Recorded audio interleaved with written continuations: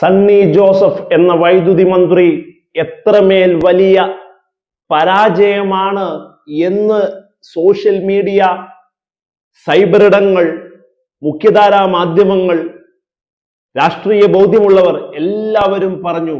കേറിയ അന്നു മുതൽ ഇന്ന് വരെ ഒരു ശുഭാപ്തി വിശ്വാസം തോന്നുന്ന, ഒരു പോസിറ്റീവ് ചിന്താഗതി തോന്നുന്ന ഒരൊറ്റ കാര്യം പറയാത്ത ഒരു വൈദ്യുതി മന്ത്രി എന്നുള്ളതാണ്.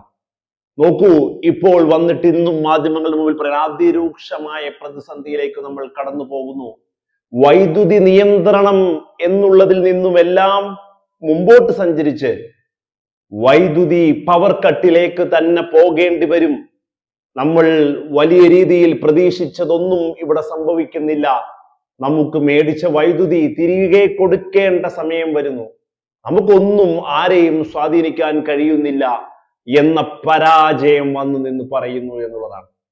UDF ബന്ധു നിയമനത്തിന്റെ പേരിൽ കേറിയ 30 ദിവസം കൊണ്ട് മങ്ങലേൽപ്പിച്ച, പ്രതിക്കൂട്ടിൽ നിർത്തിയ സണ്ണി ജോസഫ് എന്ന കോൺഗ്രസ് നേതാവിന്റെ, KPCC പ്രസിഡന്റിന്റെ, വൈദ്യുതി മന്ത്രിയുടെ ഏറ്റുപറച്ചിൽ, തോൽവി സമ്മതിക്കൽ, അതാണ് ഇന്ന് രാഷ്ട്രീയ കേരളം കാണുന്നത്.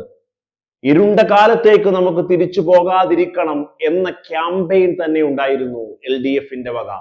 അന്ന് നമ്മൾ പറഞ്ഞു പല രീതിയിലും പവർ കട്ട് ഉണ്ടായിരുന്നില്ല പല സമയത്തുമെന്ന്. ആര്യാടൻ മുഹമ്മദ് എന്ന വൈദ്യുതി മന്ത്രി ഈ കേരളത്തിനോട് വൈദ്യുതി പ്രതിസന്ധിയെ കുറിച്ച്, ക്ഷാമത്തെ കുറിച്ച് പറയുന്നത് സോഷ്യൽ മീഡിയയിൽ പ്രചരിച്ചപ്പോഴും വലിയ രീതിയിൽ സൈബർ അറ്റാക്കിങ്ങിലൂടെ അത് അന്നത്തെ സാഹചര്യം, ഇന്നത്തെ സാഹചര്യത്തിൽ ഒരു കാരണവശാലും വൈദ്യുതി കട്ട്, പവർ കട്ട്, ലോഡ് ഷെഡിങ്ങിന്റെ ആവശ്യമില്ല.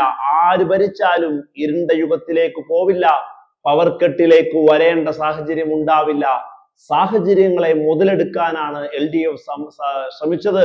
അല്ലാതെ ഒരു പ്രത്യേക പ്ലാനിങ് കൊണ്ടോ അതിന്റെ വൈദഗ്ധ്യം കൊണ്ടോ അതിലുണ്ടായ മികവ് കൊണ്ടോ ഒന്നുമല്ല.